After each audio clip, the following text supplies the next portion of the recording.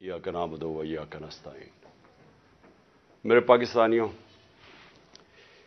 मैं कई चीज़ें आपसे बार बार कह चुका हूं। अपने 26 साल की जब से मैं ये पॉलिटिक्स में आया हूं, तो मैं कई चीज़ें बार बार दोहरा चुका हूं और मुझे लगता है कि उसका असर होना शुरू हो गया कि लोगों को कई चीज़ों की अब समझ आनी शुरू हो गई है। लेकिन आज मैं फिर वो चीज़ दोहराऊंगा। 26 साल पहले मैंने अपनी पार्टी का नाम रखा था इंसाफ की तहरीक, जिसको अंग्रेजी में कहते हैं रूल ऑफ लॉ, जिसको आम आदमी समझता है इंसाफ, जिसका मतलब क्या होता है कि कमजोर और ताकतवर कानून के सामने एक बराबर, जिसका मतलब यह होता है कि जानवरों के माशरे में और इंसानों के माशरे में जो फर्क है कि जानवरों के माशरे में इंसाफ नहीं है, इंसानों के माशरे में वो इंसानी माशरा होता ही तब है जिधर इंसाफ होता है। जंगल का कानून उसको कहते हैं, उस माशरे को, और जिसको दूसरा नाम बनाना रिपब्लिक्स देते हैं, जिधर माइट इज राइट होती है, जिधर ताकतवर कानून से ऊपर होता है, जिधर कमजोर को ताकतवर से तहफ़्फ़ुज़ नहीं मिलता। और अगर आप दुनिया की तारीख पढ़ें तो आपको हर जगह नजर आएगा कि जिन ममालिक के अंदर कानून की बालादस्ती बेहतर थी वो खुशहाल थे। रोमन एम्पायर देख लो, उससे पहले ग्रीक सिविलाइजेशन था, जिनका तारीख जानती है। रोमन एम्पायर देख लो, रोमन लॉज थे, कानून थे। बाकियों को वो बारबेरियंस कहते थे क्योंकि वहां कानून नहीं थे, वहां इंसाफ नहीं था। और हम जो मुसलमानों की तारीख है, मैं क्यों बार बार जब से मैं प्राइम मिनिस्टर बना, मैं बार बार आपको मदीना की रियासत की बात करता रहा, क्योंकि मदीना की रियासत की बुनियाद रखी गई थी अदल और इंसाफ पे। जो मेरे नबी सल्लल्लाहु अलैहि वसल्लम ने उस कौम को उठाया था, दो सुपर पावर थी तब भी, दो बड़ी बड़ी ताकतें थी, आधी दुनिया दोनों ताकतों की नीचे थी। उधर से उन लोगों की हैसियत ही नहीं थी, उनको मेरे नबी सल्लल्लाहु अलैहि वसल्लम ने दुनिया की इमामत करवाई, लेकिन बुनियाद रखी अदल और इंसाफ पे। कानून के सामने सब एक बराबर। फरमाया कि मेरी बेटी भी अगर जुर्म करेगी तो उसको सजा मिलेगी। और फिर जो आज पाकिस्तान के हालात हैं, उन्होंने आज से 1500 साल पहले तकरीबन कह दिया था कि वो कौमें जो ताकतवर के लिए एक कानून बनाती हैं और वो जुर्म करते हैं उनको नहीं पकड़ती और सिर्फ कमजोरों को जेलों में डालती हैं, वो तबाह हो जाती हैं। ये मेरे नबी ने 1500 साल पहले कह दिया था। और आज मैं ये जो आज मीडिया आपके सामने आया हूं, आपको ये बताने के लिए कि जिस तरह हम नमाज में कहते हैं ना कि अल्लाह उनके रास्ते पे लगा जिनको नेमतें बख्शी, उनको नहीं जो तबाही के रास्ते पे निकल गए। ये हम 5 वक्त की नमाज में मांगते हैं। आज हम उधर खड़े हैं। एक तरफ है अल्लाह की नेमतों का रास्ता, मुश्किल रास्ता है लेकिन इंसान की अजमत का रास्ता है। दूसरी तरफ तबाही का रास्ता है, जिस तरफ हम ये जो मौजूदा सेटअप है ये लेके जा रहा है। मेरे पाकिस्तानियों याद रखें, मैं वो खुशकिस्मत इंसान हूं, 70 साल जिसकी उम्र है, अल्लाह मुझे सब कुछ दे बैठा है। कोई इतना खुशकिस्मत नहीं, मैं उसका बार बार शुक्र अदा भी करूं तो वो काफी नहीं है। किसी इंसान को इस मुल्क में अल्लाह ने इस तरह की इज्जत नहीं दी। हुकूमत से इन्होंने साजिश के तहत मुझे बाहर निकाला तो आप लोगों ने लाखों की तादाद में सड़कों पर निकले। किस प्राइम मिनिस्टर को आज तक इस तरह की इज्जत मिली है? और हुकूमत के बाहर पब्लिक के अंदर मैं निकला तो जिस तरह की इज्जत आपने मुझे दी, किसको मिली आज तक? कौन से प्राइम मिनिस्टर को मिली? तो उसके लिए वजारत उज़्मा क्या चीज है? इससे बड़ी चीज क्या है कि कौम उसकी इज्जत करती है। तो میں آج آپ کے لیے یہ کہنا چاہتا ہوں کہ دیکھیں، یہ آپ ایک بڑے خطرناک موڑ پہ کھڑے ہیں۔ اگر میری قوم میری آواز آج سن کے آپ جو اللہ نے ہمارے اوپر حکم دیا ہوا ہے جہاد کا، جہاد ہے کیا؟ پہلے میں یہ بھی کلیئر کر دوں، ظلم کے سامنے اور نا انصافی کے سامنے کھڑا ہونا جہاد ہے۔ اللہ نے ہمارے پہ فرض کیا ہوا ہے۔ کیوں کیا ہوا ہے؟ ہماری بہتری کے لیے۔ جو قومیں رائے حق پہ کھڑی ہوتی ہیں اور انصاف کے لیے کھڑی ہوتی ہیں وہ آزاد ہو جاتی ہیں، اور انصاف کے بعد ہی خوشحالی آتی ہے۔ پہلے مدینہ کی ریاست میں عدل اور انصاف آیا، پھر خوشحالی آئی۔ نیلسن منڈیلا جو موجودہ بڑا ایک لیڈر میں مانتا ہوں، اس نے بڑی پتے کی بات کی۔ اس نے کہا اگر تم نے غربت کم کرنی ہے تو پہلے انصاف لے کے آؤ۔ چائنا نے دنیا کی تاریخ میں کبھی کسی قوم نے غربت کم نہیں کی جو چائنا نے کی ہے۔ 70 کروڑ لوگوں کو پچھلے 30-35 سال میں غربت سے نکال لیا انہوں نے، اور اسی قوم نے 450 وزیروں کو کرپشن کے اندر جیل میں ڈالا، یعنی طاقتور وزیروں کو انہوں نے قانون کے نیچے لے کے آئے۔ تو جو خوشحالی ہوتی ہے وہ انصاف کے ساتھ ہوتی ہے۔ حضرت علی کا قول ہے کہ کفر کا نظام چل جائے گا لیکن ظلم اور ناانصافی کا نظام نہیں چل سکتا۔ جدھر ہم جا رہے ہیں یہ نظام نہیں چل سکتا اور نہیں چل رہا۔ آج پوچھیں لوگوں کے حالات۔ آج کون سی قیامت آئی تھی کہ اپریل میں ہماری حکومت گئی ہے؟ 65 روپے کلو آٹا تھا، آج 135 روپے پہ پہنچ گیا یا اس سے بھی اوپر۔ کون سی قیامت آئی تھی کہ بجلی دگنی ہو گئی ہے؟ پٹرول ڈیزل دنیا عالمی مارکیٹ میں تو ان کی تیل کی قیمت کم ہے۔ کون سی قیامت آئی کہ یہ قیمتیں ان کی آج ادھر پہنچ گئی ہیں؟ کسانوں سے پوچھیں کون سی قیامت آئی ہے کہ یوریا دگنا ان کو دے رہا؟ 60 ارب روپیہ کسانوں نے صرف گندم کی فصل کے لیے یوریا پہ ایکسٹرا خرچ کیا ہے ہمارے دور سے۔ تو کیا ہوا پاکستان؟ یعنی ہماری حکومت جانے سے اب تک یہ کیا ہوا کہ بجلی آج دگنی ہو گئی ہے؟ بجلی کے بل لوگوں سے پوچھیں، آج عوام سے پوچھیں تو صحیح ان کے حالات کیا ہیں، اور ابھی مزید اور مہنگائی آنے والی ہے۔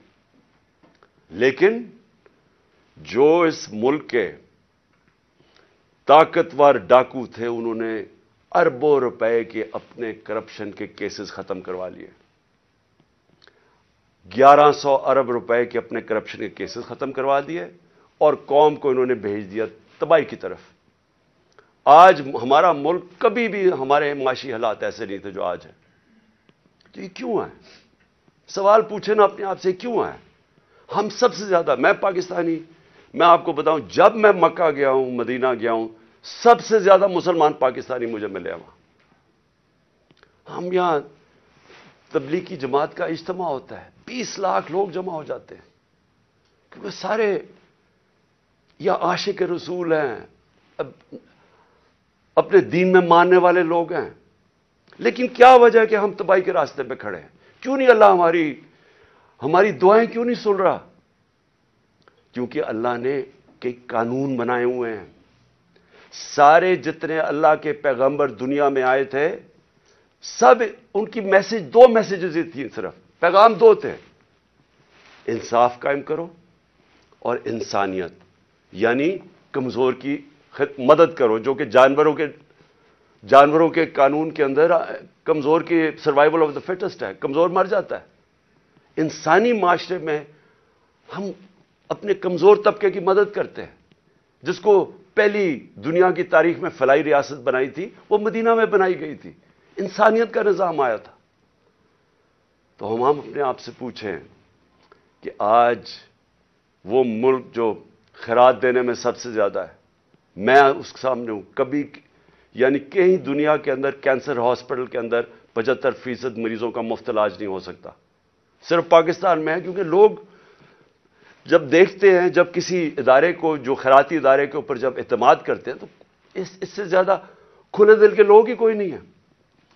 تو ہم وہ قوم ہیں جو ترستی ہے، جس کا نعرہ تھا کہ پاکستان کا مطلب کیا، لا الہ الا اللہ، عظیم نعرے. ہم نے اللہ سے دعویٰ کیا کہ اللہ تیرے سوا ہم کسی کے سامنے نہیں جھکتے، ہم آزاد لوگ ہیں، ہم نے آزادی کا دعویٰ کیا. آج اپنے حالات ہم دیکھیں، نہ ہمارے پاس آزادی ہے، نہ یہاں خوشحالی ہے. غربت بڑھتی جا رہی ہے، دن بدن قیمتیں بڑھتی جا رہی ہیں. تنخواہ دار طبقے سے پوچھیں کہ کیا حالات ہیں ان کے. پوچھیں آج بزنس مین سے، سب دکان، آج فیکٹریاں بند ہو رہی ہیں.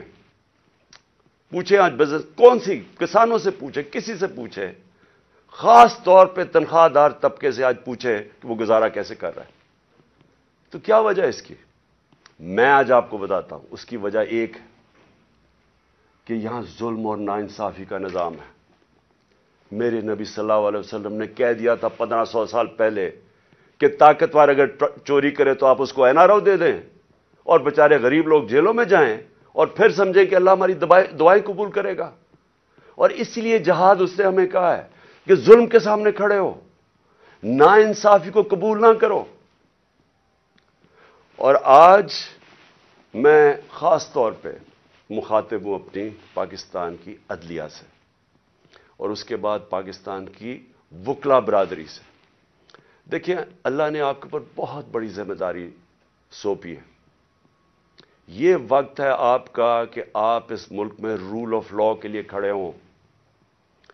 میں یہ آپ کو پورے ایمان سے کہتا ہوں کہ جس طرف یہ لے کے جا رہے ہیں، ہمیں کوئی مستقبل نہیں ہے اس ملک کا.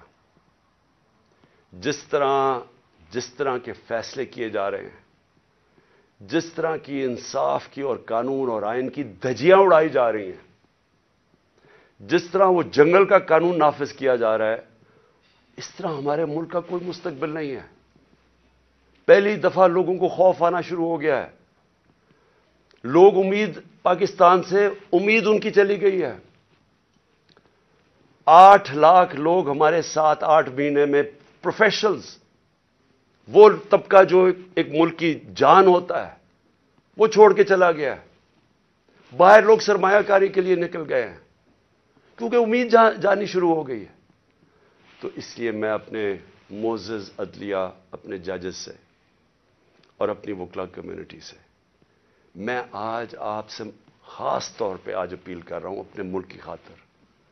میں پھر سے ریپیٹ کرتا ہوں کہ اللہ نے عمران خان کو جو دے دیا ہے، میں اپنی خوابوں میں بھی نہیں سوچتا تھا کہ وہ مجھے اس طرح کی عزت دے گا. اور انسان کیا چاہتا ہے دنیا میں؟ عزت ہی چاہتا ہے. انسان کے تو پیسے بناتا ہے عزت کے لیے، پاور میں آتا ہے عزت کے لیے. تو جب اللہ نے اتنی عزت دے دی ہے تو مجھے اور کیا مل سکتا ہے؟ میں صرف اس وقت آپ سب کے لیے کھڑا ہوں. میری جو ساری جدوجہد ہے وہ آپ کے لیے، اور آپ کو اس کے لیے سب کو کھڑا ہونا پڑے گا. میں سارے پاکستانیوں کو کہہ رہا ہوں، آپ اگر آج نہ کھڑے ہوئے، میں آپ کو یقین دلاتا ہوں کہ آگے اندھیرا ہے. میری آواز کیوں بند کرنے کی کوشش کی جا رہی ہے؟ کیوں وہ پولیس یہ فواد چودھری کو کیوں پکڑا ہے؟ کون سا جرم کیا اس نے؟ کوئی مجھے جمہوریت میں بتائے کہ یہ جرم ہوتا ہے کہ جو اس نے اس کو منشی کہہ دیا، اس کو چیف الیکشن کمیشن. کبھی اس کے اوپر بھی کسی جمہوریت میں پکڑا جاتا ہے؟ اعظم سواتی کا کیا قصور تھا؟ کیا اس نے کہہ دیا کہ جناب ایکس آرمی چیف نے NRO 2 دے دیا؟ تو یہ سینیٹر ہے، اس کی رائے ہے. یہ باقی اس ملک کی اکثریت سمجھتی ہے کہ ٹھیک ہے. اس کو ننگا کر کے، تشدد کر کے، پھر وہ گندی ویڈیو، اور پھر اس کو پکڑ لیا، 30 FIR کاٹ دی. شہباز گل، ارشد شریف، جو ارشد شریف کی خبریں آتی ہیں کہ کس طرح اس سے کیا گیا. کیا بچہ جانتا ہے پاکستان میں کہ ارشد شریف جیسا خوددار، دیانتدار، کریڈیبل، ایک محب وطن شاید ہی کوئی صحافی آیا ہو. اس سے جو کیا ہے، اور یہ جو میرے اوپر قاتلانہ حملہ کس لیے کیا گیا؟ میں نے کون سا جرم کیا تھا؟ اور اس کے اوپر ابھی میں آتا ہوں جب میں باقی چیزیں بھی آپ کو سامنے رکھتا ہوں. لیکن میں آج اپنی قوم کو کہہ رہا ہوں کہ دیکھیں، آپ کا مستقبل آپ کے ہاتھ میں ہے. آپ ہیں اللہ کے بعد اس ملک کے وارث. آپ کو اپنی تقدیر اپنے ہاتھ میں لینی پڑے گی. یہ میرا وعدہ ہے کہ جب تک میں زندہ ہوں میں اس ملک کے لیے سٹرگل کروں گا. میں کیوں سٹرگل کروں گا؟ کیونکہ میں کبھی نہیں بھولتا کہ بچپن سے مجھے بتایا گیا ہمارے بڑوں نے کہ تم خوش قسمت ہو، تم آزاد ملک میں پیدا ہوئے ہو. وہ ہمارے بڑے سارے غلام ہندوستان میں پیدا ہوئے تھے. بچپن سے یہ ہمارے میں ڈالا گیا کہ یہ کتنا خوش قسمت سارے ہم ہیں، میری جنریشن، کہ ہم تو ایک آزاد ملک میں پیدا ہوئے. میں کبھی بھی جب دنیا میں باہر گیا، کرکٹ کھیلی، بڑا ٹائم گزارا ہے، پروفیشنل کرکٹ کھیلتا تھا، کبھی میرے ذہن میں یہ نہیں آیا کہ میں پاکستان کے علاوہ کسی اور ملک میں رہ سکتا ہوں. اور میں ابھی بھی جتنی میری باقی زندگی ہے اس ملک کے لیے. میں آپ کو یقین دلاتا ہوں کہ نہ مجھے کوئی جیل سے ڈر ہے. موت میں نے اپنے اتنے قریب سے دیکھی ہے کہ اتنے قریب سے دیکھی ہے. مجھے پورا اللہ پہ اعتماد ہے. میں لا الہ الا اللہ پہ ماننے والا انسان ہوں. جب اس کا فیصلہ ہوگا، قرآن شریف کے اندر آپ پڑھ لیں، آپ نہ آگے ہوتا ہے ٹائم نہ پیچھے ہوتا ہے. اس لیے مجھے کوئی فکر کسی کی نہیں ہے. اور مجھے کوئی یہ جو ہر وقت جیل لے کے جانے لگے ہیں، مجھے اس سے کوئی فکر نہیں ہے. اور نہ ہی میں آپ سب کو کہتا ہوں آپ کو یہ جیل سے ڈرنا نہیں چاہیے. جیل کا ڈراوے جی جیل میں ڈال دیں گے، ڈال دیں جیل میں، کتنوں کو ڈالیں گے. اس لیے میری قوم، آپ کو اگر اپنے آپ کو بچانا ہے، آپ کو اللہ کے حکم پہ چلنا پڑے گا، انصاف کے ساتھ کھڑا ہونا پڑے گا. اور میں اپنی عدلیہ سے پہلے آتا ہوں. سب سے پہلے الیکشن کمیشن نے محسن نقوی کو پنجاب کا چیف منسٹر بنایا. میں پہلے الیکشن کمیشن سے سوال پوچھتا ہوں کہ کیا آپ کو نہیں پتا کہ جو آئین کا آرٹیکل 218 اس کی شق 3، کیا آپ کو نہیں پتا کہ آپ کی سب سے بڑی ذمہ داری صاف اور شفاف الیکشن کروانا ہے؟ یہ آپ کی سب سے بڑی ذمہ داری ہے. تو میں سوال یہ پوچھتا ہوں کہ کس بیسس پہ آپ نے محسن نقوی کو چنا؟ باقی نام کس بیسس پہ آپ نے ریجیکٹ کیے؟ جبکہ ہم نے وہ نام چن کے دیے جو ہم سمجھتے تھے کہ نون لیگ ایکسپٹ کر جائے گی ان کو، کیونکہ سکھیرا صاحب اس وقت کیبنٹ سیکرٹری ہیں، شہباز شریف کے کیبنٹ سیکرٹری ہیں. اس سے بعد ناصر کھوسا کا نام دیا جو ان کے پرنسپل سیکرٹری نواز شریف کے رہ چکے ہیں، شہباز شریف کے چیف سیکرٹری. یعنی وہ لوگ جو ان کو ایکسیپٹیبل ہے. ہم نے اپنی طرف سے نیوٹرل امپائر رکھنے کی کوشش کی.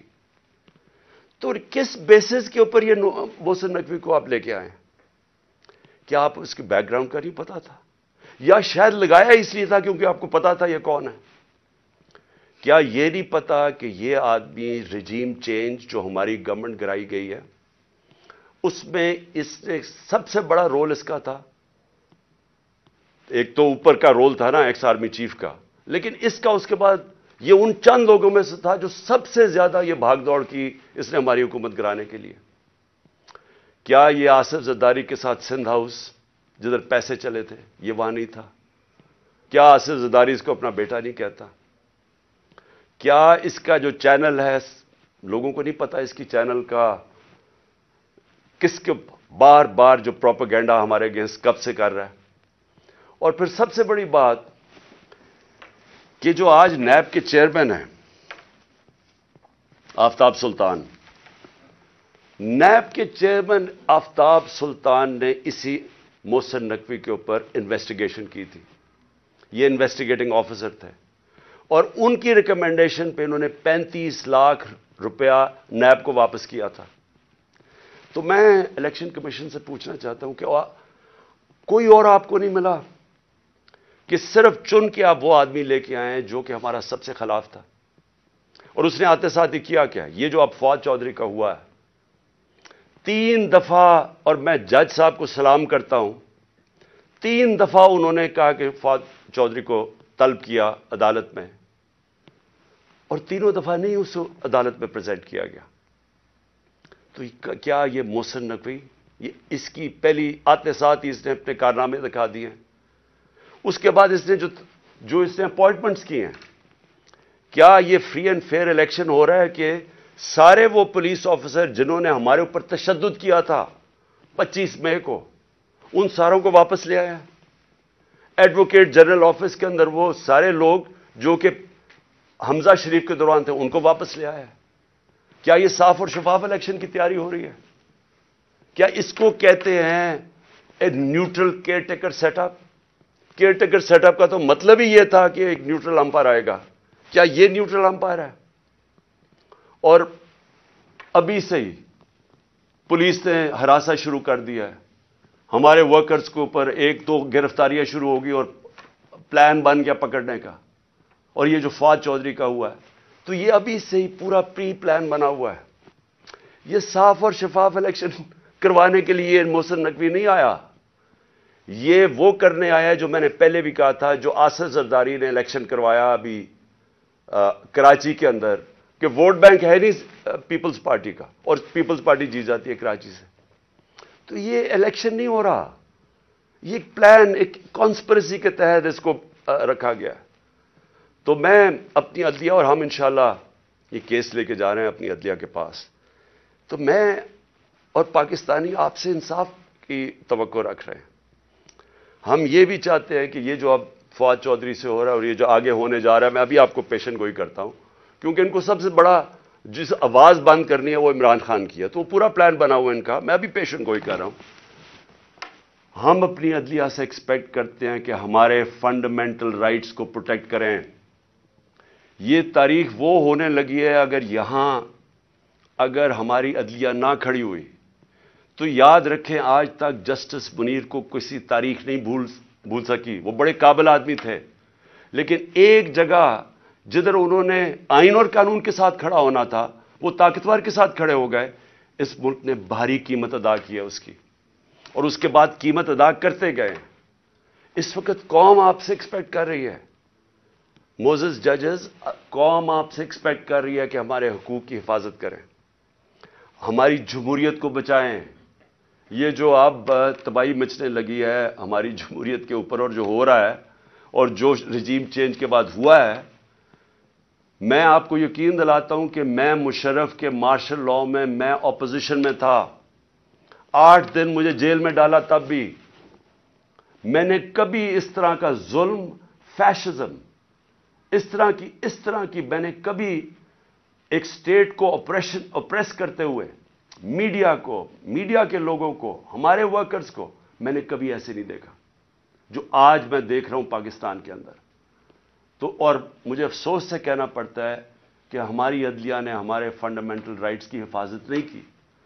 اگر کی ہوتی تو آج یہی وہی جو 25 مئی والے وہ آفیسرز جنہوں نے تشدد کیا تھا, 3 بجے رات کے لوگوں کے گھروں میں گھس کے انہوں نے لوگوں کو پکڑ کے جیلوں میں لے کے گئے تھے, ظلم کیا تھا, لوگوں کو امبیرس کیا تھا.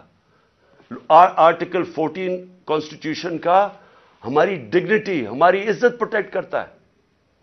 انہوں نے سارے لوگوں کو نہ چادر اور چار دیواری کا سوچا, نہ قانون کا سوچا, ظلم کیا. وہ آج آفیسر پھر واپس آ گئے.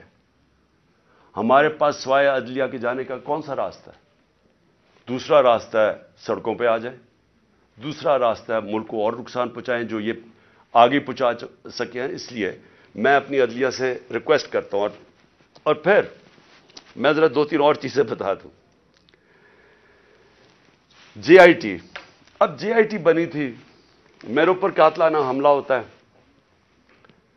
پہلے تو 16 دن کچھ ہوتا ہی نہیں ہے, نہ کوئی investigation. Police F I R کاٹ کے دیکھ دیتی کہ صرف ایک شوٹر تھا اور دینی انتہا پسند نے اٹیک کیا تھا, جو میں پہلے سے ہی سپٹمبر اور اکتوبر میں نے کہہ دیا تھا کہ میرے اوپر واردات ہونے والی ہے اور نام لیں گے دینی انتہا پسند کا. پوری کانسپریسی بنی ہوئی مجھے قتل کرنے کی. میں پہلے کہہ بیٹھا تھا, مجھے پتا بھی تھا اس کے پیچھے کون ہے, اور میں نے ان کے جیسے ہی ہوا میں نے ان کے نام لیے. اپنی حکومت ہوتے ہوئے, پنجاب پولیس ہمارے نیچے ہوتے ہوئے میں اپنی ایف آئی آر نہیں کٹوا سکا. اور مجھے پتا ہے میں کیوں نہیں کٹوا سکا, کیونکہ دوسری طرف طاقتور لوگ تھے اور ہماری ملک کی تاریخ ہے کہ جب طاقتور کا کمزور سے مقابلہ ہوتا ہے تو انصاف نہیں ہوتا. تو لیکن جو جے آئی ٹی کی رپورٹ ہے یہ ذرا سننے والی چیزیں ہیں. اور پھر کیسے اس جے آئی ٹی کو آپ آتے ساتھ ہی حکومت نے پہلی چیز کی ہے جے آئی ٹی بند کی ہے. یہ کس قانون کے تحت کی ہے؟ جے آئی ٹی تو پنجاب کی جے آئی ٹی تھی. فیڈرل گورنمنٹ تو جے آئی ٹی نہیں بنا سکتی. اور جے آئی ٹی کی فائنڈنگز جو فائنڈنگز سامنے آئی ہیں ذرا یہ سن لیں, اس کی وجہ سے یہ بند کی گئی ہے.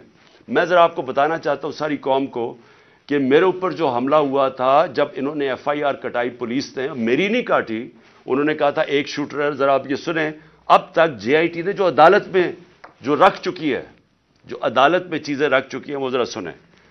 سب سے پہلے انہوں نے یہ کہا جو کہ ڈی پی او گجرات تھا غضنفر حسین اور ایس ایس پی ندیم حسین جو سی ٹی ڈی لاہور تھا, دونوں پنجاب گورنمنٹ کے نیچے تھے.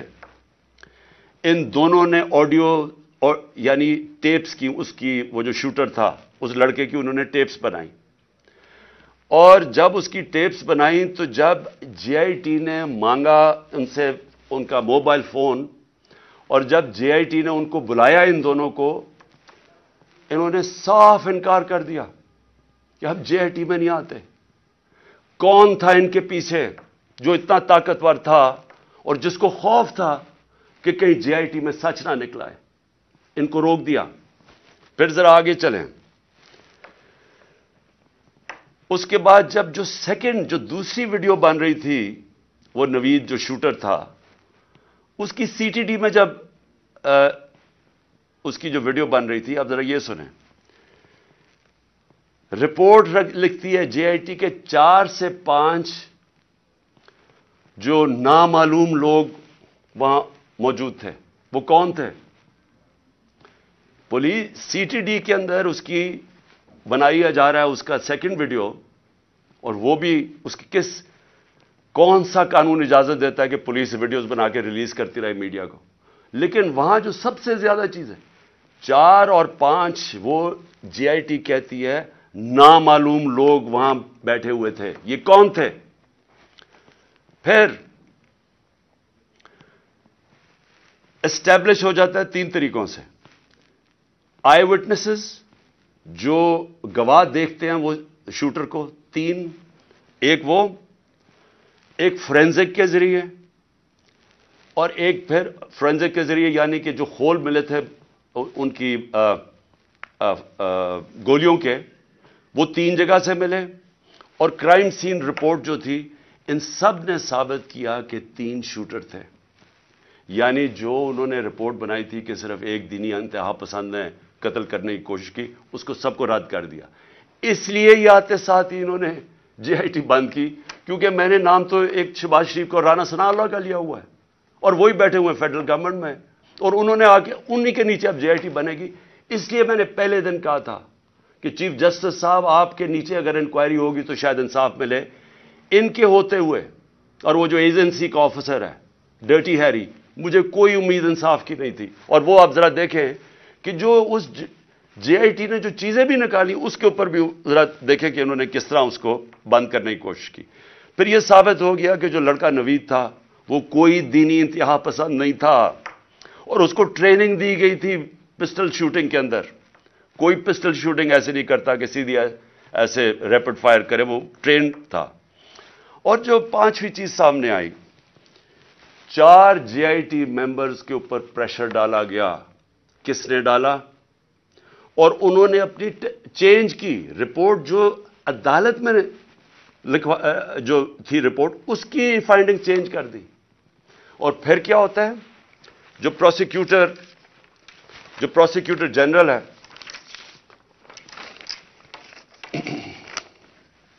جو انڈیپینڈنٹ انکوائری کرتا ہے ان 4 لوگوں کے اوپر جو اپنے چینج کرتے ہیں رپورٹ, یہ جو 4 جے آئی ٹی ممبرز اپنی رپورٹ چینج کرتے ہیں, انڈیپینڈنٹ انکوائری کنڈکٹ کی جاتی ہے پروسیکیوٹر جنرل آف پاکستان. وہ ان کے اوپر انڈیپینڈنٹ انکوائری کنڈکٹ کرتا ہے, اور وہ کنفرم کرتا ہے, prosecutor general of Pakistan confirm کرتا ہے کہ انہوں نے اپنی غلط ٹیسٹ اپنی بدلی.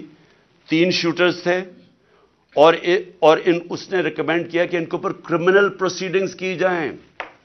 کہ انکوائری کو سیبوٹاج کرنے کے لیے جو 4 جے آئی ٹی ممبرز نے جنہوں نے چینج کیا ہے. تو میرا سب سے بڑا سوال یہ ہے کہ آتے ساتھ ہی پنجاب گورنمنٹ جب سے یہ آیا ہے, انہوں نے سب سے پہلے کیوں انہوں نے اسٹڈی کر لیتے, دیکھ تو لیتے کہ جے آئی ٹی رپورٹ میں کیا فائنڈنگز ہیں, بڑی تفصیل میں انہوں نے فائنڈنگز دی ہوئی ہیں. آتے ساتھ ہی اس کو کیوں بند کیا؟ اور پھر جو سب سے زیادہ کام کر رہا تھا, پہلے تو یہ 4 بھگا دیے, جو سب سے زیادہ کام کر رہا تھا, میں اس کا نام دیتا ہوں, وہ بڑا مجاہد, اس طرح بھی ماشاءاللہ ایسے لوگ تھے, انہوں نے آتے ساتھ ہی یہ جو محسن نقوی نے اور کیا کام کیا کہ اس نے جو لڑکا جو سب سے زیادہ کام کر رہا تھا, اس کا میں نام اس لیے بتانا چاہتا ہوں کیونکہ سعید انور شاہ, یہ انویسٹیگیٹنگ آفیسر تھا جس نے کھڑا ہوا اور جس نے عدالت کے اندر چلان دیا, انہوں نے آتے ساتھ ہی اس کو سسپینڈ کر دیا. تو میں اس سے کیا مجھے نظر آتا ہے, اس سے مجھے نظر آتا ہے کہ اگر کسی کو بھی شک بھی تھا کہ اس کے پیچھے طاقتور لوگ تھے جنہوں نے یہ سارا پلان کیا ہے, وہ شک ساروں کے دور ہو جانے چاہیے. یہ پلان تھی کانسپریسی, اور یہ لوگ یہ جو اوپر بیٹھے ہوئے ہیں شہباز شریف اور وہ جو دوسرا ہے رانا ثناء اللہ, وہ بالکل اس کے اندر ملوث تھے. کیونکہ اگر وہ ملوث نہیں تھے, ان کو کس چیز کا ڈر تھا؟ کیوں وہ یہ بار بار جے آئی ٹی کو سیبوٹاج کرنے کی کوشش کر رہے تھے, اور کر دیا. اب کیوں نہیں چلنے دیا جے آئی ٹی کو؟ بعد میں رپورٹس چیلنج ہو سکتی ہیں, اس کے اوپر کیس تو آگے چلتا ہے, لیکن کیوں انہوں نے کیا؟ کیونکہ ہمارے ملک کی تاریخ ہے. لیاقت علی خان کس نے ان کو قتل کیا ابھی تک کبھی نہیں پتا چلا. بے نظیر بھٹو کوئی پتہ نہیں, ایک دم اس کی جو سین تھا جدھر وہ بیچاری کو شہید کیا گیا, وہ سارا ایک دم کلیئر کر دیا. کس کے انسٹرکشن پہ کیا گیا کوئی کبھی نہیں پتا چلتا. اس لیے یہ جو پورا کور اپ ہو رہا ہے, یہ بھی کیونکہ طاقتور لوگ انوالوڈ ہیں, اس لیے کوئی پوری کوشش ہوگی اس کو کور اپ کرنے کے لیے. میں آگے اب چلتا ہوں. جب جو آئین ہے ہمارا, اور آئین بڑا کلیئر ہے, آئین کا آرٹیکل 105 یہ کہتا ہے کہ جیسے ہی ایک اسمبلی ڈیزالو ہوتی ہے, جیسی اسمبلی ڈیزالو ہوتی ہے تو گورنر 48 گھنٹے کے اندر وہ ایک ڈیٹ دیتا ہے الیکشن کی. یہ آئین کے اندر لکھا ہوا ہے, 105 آرٹیکل 105 میں لکھا ہوا ہے. نہ کے پی کے گورنر نے ابھی تک ڈیٹ دی ہے, نہ پنجاب کے گورنر نے ڈیٹ دی ہے. سوال یہ کیوں نہیں دی؟ ہم نے اپنی گورنمنٹ کیوں گرائی؟ کبھی سوچا کہ کوئی اپنی گورنمنٹ خود چھوڑ دیتا ہے, ڈیزالو کر دیتا ہے؟ کبھی اس ملک کی تاریخ میں ہوا ہے؟ 60% پاکستان جس کے اوپر ہماری گورنمنٹ ہو, ہم خود ہی کہیں کہ جی ٹھیک ہے یہاں ہم اسمبلیز ڈیزالو کرتے ہیں. میں نے نیشنل اسمبلی بھی اپریل کے اندر ووٹ آف نو کانفیڈنس سے پہلے میں نے وہ بھی کہا تھا کہ میں ڈیزالو کرتا ہوں, الیکشن کروا دیں. تو یہ اس لیے کرتے ہیں, ہم نے اس لیے فیصلہ کیا کہ جب ایک ملک کے اندر سیاسی طور پہ استحکام نہیں ہوتا تو معیشت کے اوپر ڈائریکٹ اس کا امپیکٹ جاتا ہے. ہم نے یہ اس لیے اپنی اسمبلیاں ڈیزالو کی کیونکہ ہمیں نظر آ رہا ہے کہ ملک تباہی کی طرف جا رہا ہے, ڈیفالٹ کی طرف جا رہا ہے. جس طرح میں پہلے کہہ بیٹھا ہوں کہ کسی طبقے سے پوچھ لیں آج پاکستان میں کہ معیشت کا کیا حال ہے, وہ سارے آپ کو یہ کی جواب دیں گے برے حالات ہیں, گر رہا ہے نیچے. تو ہم نے اس کو اس لیے اپنی گورنمنٹس کی قربانی دی کہ ہم یہ سمجھتے ہیں کہ اگر ہم نے اس ملک کو اٹھانا ہے واپس تو سب سے پہلے صاف اور شفاف الیکشنز کی ضرورت ہے. صاف اور شفاف الیکشنز کا مطلب پولیٹیکل سٹیبلٹی. جب لوگوں کو ایک اعتماد ہوگا, بزنس کمیونٹی کو جو باہر بیٹھی ہے جو اندر بیٹھی ہے, کہ اب 5 سال کے لیے حکومت آ گئی اور پبلک مینڈیٹ کے ساتھ جو بڑے فیصلے کر سکتی ہے, جو ضرورت ہے آج پاکستان کو نکالنے کی اس دلدل میں سے, تو تب ہی ملک اٹھ سکتا ہے. ان کے اوپر تو نہ باہر نہ کسی کو اندر اعتماد رہ گیا ہے. تو یہ تو جتنی دیر چلتی رہے گی لوگوں کی تو تباہی ہے اس کے اندر. تو اس لیے ہم نے اپنی گورنمنٹس ڈیزالو کی تھی. ہمارا سوچ یہ تھی کہ اس کے بعد الیکشنز کی طرف ہم جائیں گے, اور اس لیے قربانی دی تھی. ابھی تک لگ یہ رہا ہے, اور یہ جو محسن نقوی کو لے کے آئے ہیں, اب یہ واضح ہو گیا کہ ان کا کوئی موڈ الیکشن کروانے کا نہیں ہے. میں پھر اپنی عدلیہ سے پوچھتا ہوں کہ اب ذمہ داری آپ کی ہے. آئین کے اندر کوئی گنجائش نہیں ہے. جیسے ہی گورنمنٹ ڈیزالو ہوتی ہے آرٹیکل 105 105 واضح طریقے سے کہتا ہے کہ 90 دن کے اندر آپ نے الیکشن کروانے. اب ذمہ داری آپ کی ہے کیونکہ آپ کو دنیا دیکھ رہی ہے آپ کی طرف کہ کیا یہ آپ کریں گے یا نہیں کریں گے. کیونکہ میں پھر سے کہتا ہوں کہ مجھے افسوس سے کہنا پڑتا ہے کہ ہمارا ملک وہ نہیں بن سکا جو بننا چاہیے تھا. اور اس کی بہت بڑی وجہ یہ ہے کہ یہاں کبھی بھی رول آف لا نہیں ہوا. یا طاقتور ہمیشہ قانون سے اوپر ہے. تو یہ بار بار جب ہم ان سے بھی پوچھتے ہیں، یہ جو بیٹھے ہوئے ہیں اس وقت امپورٹڈ گورنمنٹ ایک ہارس ٹریڈنگ کے ذریعے رشوت دے کے خرید و فروخت کر کے آج بیٹھے ہوئے ہیں اوپر، یہ بھی کہتے ہیں جی ہو جائے گا، کوئی چیز ہو جائے گی، آگے چلے جائے گا الیکشن. بھئی کیسے چلے جائیں گے؟ آئین ہے یا نہیں ہے؟ اگر آپ کا ملک کے اندر آئین ہے اور کوئی قانون ہے تو پھر تو یہ آگے جا ہی نہیں سکتے 90 دن سے. تو یہ بھی آج میں اپنی عدلیہ کو کہنا چاہتا ہوں کہ اب آپ کے اوپر بہت بڑی ذمہ داری آنے والی ہے. کیونکہ یہ جو محسن نقوی کو لے کے آئے ہیں اس کو کوئی ان کا نہیں نظر آ رہا کہ یہ الیکشن کروائیں گے. پھر میں آخر میں میں اپنی قوم سے بس یہ بات کر کے اپنی بات ختم کرتا ہوں کہ دیکھیں، میں جس طرح شروع کیا تھا کہ اللہ میرے پہ بڑا مہربان رہا ہے، میں اس کا شکر ادا جتنا بھی کروں کم ہے کہ مجھے تو اس ملک میں جو آپ نے عزت دی وہ کسی کو دی نہیں پہلے. لیکن میں ایک چیز جانتا ہوں کہ میں کسی صورت اگر کسی کا خیال ہے کہ میں ان چوروں کے نیچے مان جاؤں گا، ان کی غلامی، میں واضح کر دوں کہ آخری گیند تک لڑوں گا، آخری اپنی سانس تک ان کا مقابلہ کروں گا. کوئی مجھے نہ جیل اور نہ یہ جو ڈراتے رہتے کوئی فکر نہیں ہے. اللہ نے ایمان دیا ہے، ایمان کی قوت دی ہے، اور سب سے بڑی قرآن کی آیت ہے کہ جو لوگ ایمان لے آئے اللہ ان کے خوف دور کر دیتا ہے، ان کو آزاد کر دیتا ہے. میں ایک آزاد انسان ہوں، میں کبھی غلامی کسی کی نہیں مانتا. میں لا الہ الا اللہ میرے دل میں ہے. میں نے اللہ کے سامنے دعویٰ کیا ہوا کہ اللہ تیرے سوا کوئی خدا نہیں ہے. کوئی خوف کے بت کی میں پوجا کرتا نہیں، اور نہ آپ کو کرنی چاہیے. کیونکہ میں ایک مثال دیتا ہوں ہمیشہ لوگوں کو، کیونکہ اسلام کی تاریخ آپ پڑھیں تو جو سب سے دردناک اور تکلیف دہ واقعہ وہ ایک ہی ہے.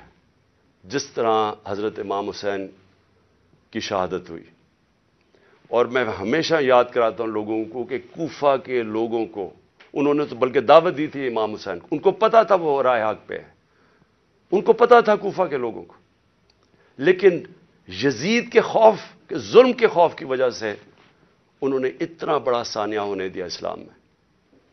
آپ بھی یہ خوف کا بت توڑ دیں، میری طرح آزاد ہو جائیں اور کسی صورت ان کو نہ قبول کریں. مجھے جو صرف ایک افسوس ہے کہ میں جب سیاست شروع کی تھی 26 سال پہلے تو میں یہ سمجھتا تھا کہ 2 طرح کے طبقے پاکستان میں ہیں. ایک وہ طبقہ ہے چھوٹا سا جو اس ملک کا پیسہ چوری کر کے باہر لے جاتا ہے، ان کے پاس اربوں ڈالر باہر پڑے ہیں، بڑے بڑے پراپرٹیز، مے فیئر سب سے مہنگے علاقے میں لنڈن میں پراپرٹی ہے، بیٹا ون ہائیڈ پارک وہ سب سے مہنگا علاقہ ہے، آف شور اکاؤنٹس میں ان کے پیسے پڑے ہوئے ہیں. تو میں ان کو تو پاکستان نیچے جاتا ہے ان کو کیا ہوگا، جب مشکل پڑتی ہے جہاز پکڑ کے باہر چلے جاتے ہیں. تو ایک ایسا طبقہ چھوٹا سا بیٹھا ہوا ہے، ہر وقت پیسہ اس ملک سے چوری کر کے باہر لے جاتا ہے. ٹیکس بزنس مین ہے، ٹیکس چوری کیا وہ باہر. ریل اسٹیٹ کے اندر بیٹھے ہوئے لوگ جیسی پیسہ بنتا ہے حوالے ہنڈی سے پیسہ باہر. تو ان کو کوئی تکلیف نہیں ہے کہ پاکستان نیچے جاتا یا نہیں، ان کو تکلیف نہیں ہے کہ ہم غلامی کریں، کبھی کسی کی غلامی جو آج تک کرتے آئے ہیں ان کو فکر نہیں ہے، کیونکہ ان کا سٹیک پاکستان میں نہیں ہے. اور اس لیے میں ان کے خلاف نکلا تھا آج سے 26 سال پہلے، اور اس لیے جب تک میرے میں سانس ہے میں ان کا مقابلہ کروں گا. لیکن ایک دوسرا طبقہ جن کا جینا مرنا پاکستان میں وہ اکثریت اس ملک کی عوام ہے. اور اس ملک کے وہ ادارے ہیں، وہ ادارہ جس کو پتا ہے کہ اگر یہ ملک کی معیشت نیچے جاتی ہے تو سب سے پہلے نقصان اس ادارے کا ہے.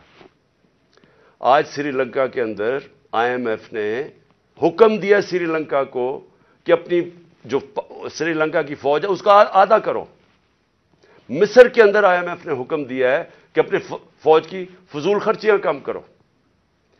تو کیا وہ جب ہم جو یہ امپورٹڈ حکومت ہمیں اپنے گھٹنوں پہ لے آئی ہے، اپریل میں پاکستان کے ادھر کھڑا تھا، صرف اکنامک سروے آف پاکستان آپ دیکھ لیں، اور آج کے ادھر ہے.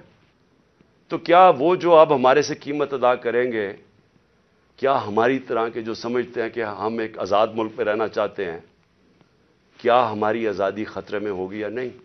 تو میں یہ ہمیشہ سمجھتا تھا کہ یہ ادارے کبھی بھی ان لوگوں کے ساتھ نہیں ہوں گے جو یہ ملک کا پیسہ چوری کر کے باہر لے کے جاتے ہیں.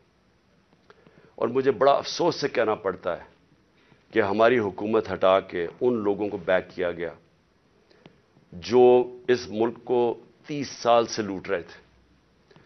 چھوڑیں کہ میں کیا کہتا ہوں، صرف انٹرنیشنل میڈیا ان کے متعلق کیا کہتا ہے.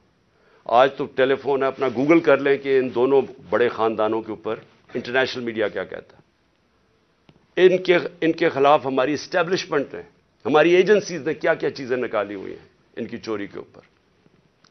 تو مجھے حیرت یہ ہوئی کہ رجیم چینج کے بعد ان کے ساتھ کیسے کھڑے ہو گئے وہ ادارہ جس کا سب سے زیادہ سٹیک ہے کہ پاکستان ایک طاقتور ملک بنے.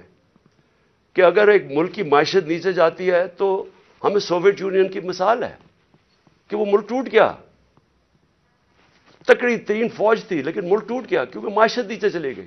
تو ان کے نیچے جو انہوں نے 30 سال سے یہ ملک سے کر رہے ہیں، مجھے ابھی تک نہیں سمجھ آ رہی کہ کیسے وہ ادارے ان کے ساتھ کھڑے ہو گئے.